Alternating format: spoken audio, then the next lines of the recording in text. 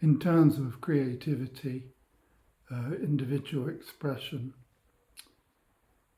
let's remember that thought first arises within us, ideas arise seemingly within us, and we begin a conversation. A conversation in itself is a creative act, is an act of being creative. We have to navigate our access to vocabulary and narrative and structure. We don't do this consciously, although sometimes we do.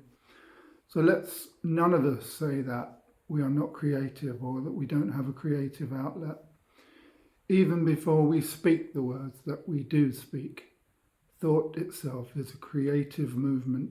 There's an energetic sense that arises, and with that thought, there's a movement of whether we have a preference for that thought or whether we would rather be having another thought. So there's a feeling that emerges as a result of the thought about that thought, and whether it's something we would like to be thinking about or something that isn't. And the movement into that thought, if we like it, is a creative movement. The movement away from that thought, if we'd rather be thinking about something else and would readily dismiss that thought, is a creative movement. It is creativity. All creativity is an inward movement, an expression, an articulation in our interior world, expressed into our outer world. Now, of course, when we first hear the word creativity, we think, most of us, I think most of the people I talk to, think of pictures or imagery. We think of imagery, paintings, photography, this kind of thing. Of course, we know in terms of art, if we take that word to its usual function, we think of pottery, sculpture, even placing dead animals in formaldehyde or our dirty personal spaces, our bedrooms, installations. I once went to the Tate Modern, and there was an installation which was the motion of a shed that had been exploded just after the initial explosion. Each piece of fragment from the images that were taken were carefully rehung in a space so that you could walk around the shape of a newly exploding garden shed. It was a beautiful installation, and from certain angles it looked a certain way. So art, in the usual sense of the word, is the limit that we place on ourselves for noticing our readily available creativity. If we really reduce that down to those ideas, even for those perhaps well-paid or expensively purchased items of art, they are first thoughts in the mind of an individual subject, a person. We are all that. All of us will go through periods in our childhood of drawing and creating and gluing and sticking.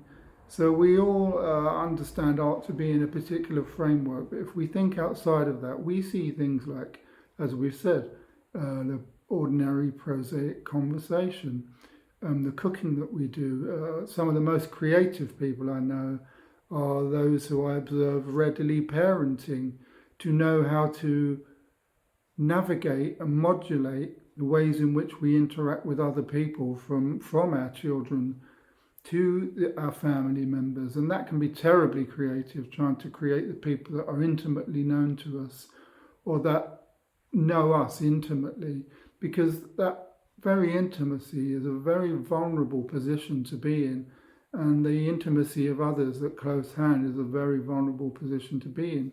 So learning how to creatively interact with the people around us, those of us that have been in or are in or have known abusive environments, would have to be very creative in order to navigate that fight, flight or response that we have to utilize in order to be around people that are apt to sometimes abuse us. A very difficult form of creativity. We might not call that art, but there is certainly an art to managing people and being managed by people. You know, how much do I disclose? How much do I offer of myself to the people I care about? or the people that I meet in the street that I don't really know. How much do I open up myself? I'm quite an open person. I could be accused of having no filter. Quite readily, people that know me would think I was somewhat filterless. But when people say to me, "Oh, can I ask you something?"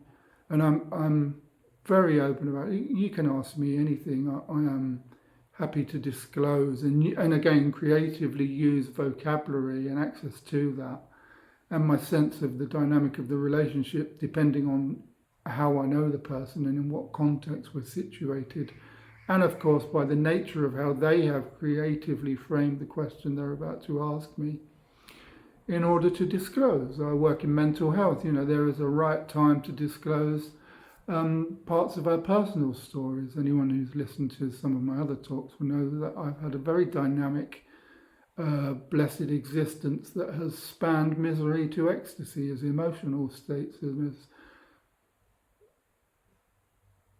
facets of particular consciousness that I was living out of at the time, from depression to excitement. And myself, I've had opportunity to create musically. I've had opportunity to write a lot. I've had opportunity to converse with other peoples, personally and professionally, in endlessly countless ways, and been privy to and privileged by the people that I've had to sit with in therapeutic situations and see them creatively unpack their inner world as they come to terms with things and come to terms with who they are and develop a sense of insight and self-awareness and move towards well-being and ultimately happiness.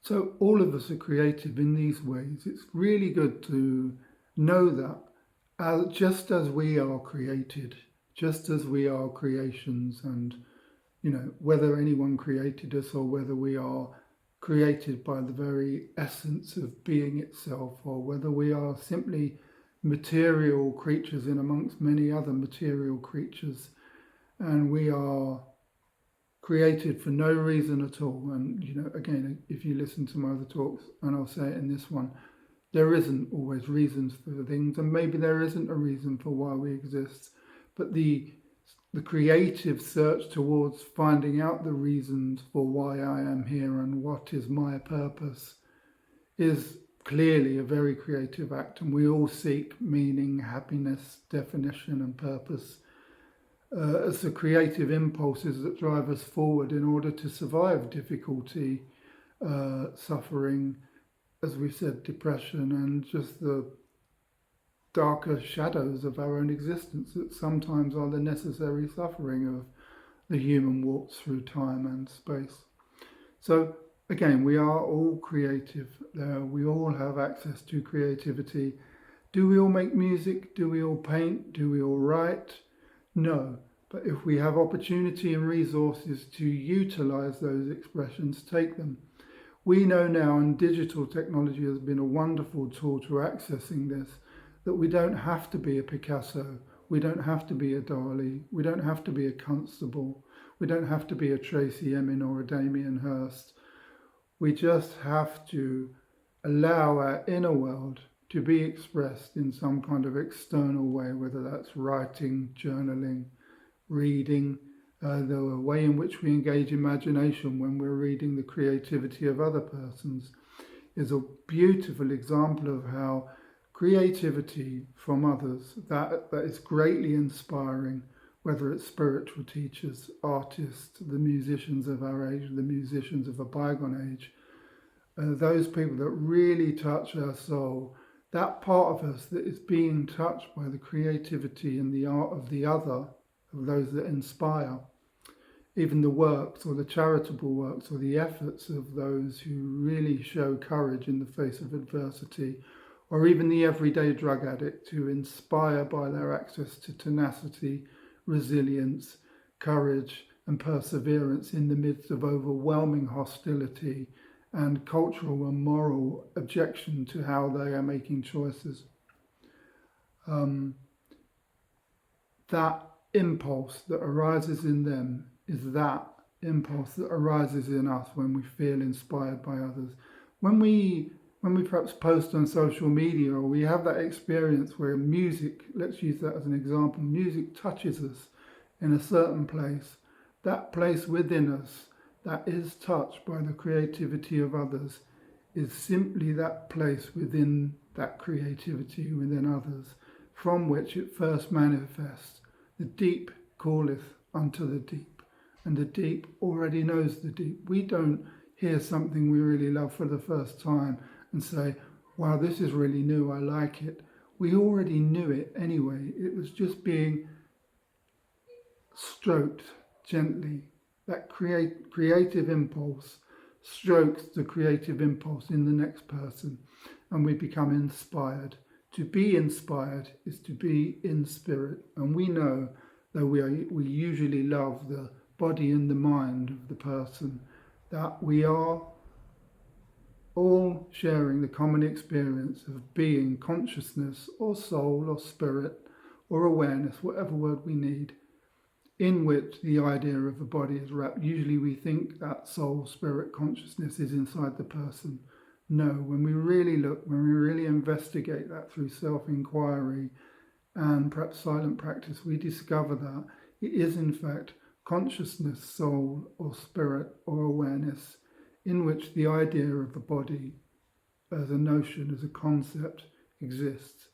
And that depth is where the creative impulse arises from. And when that depth arises out of me and lands in you, you already know what it is that that message is carrying to you. And a usual word for that message is love, with a capital L, in case it's that way around on the recording. Be creative. It's not anything that you do, it's what you already are.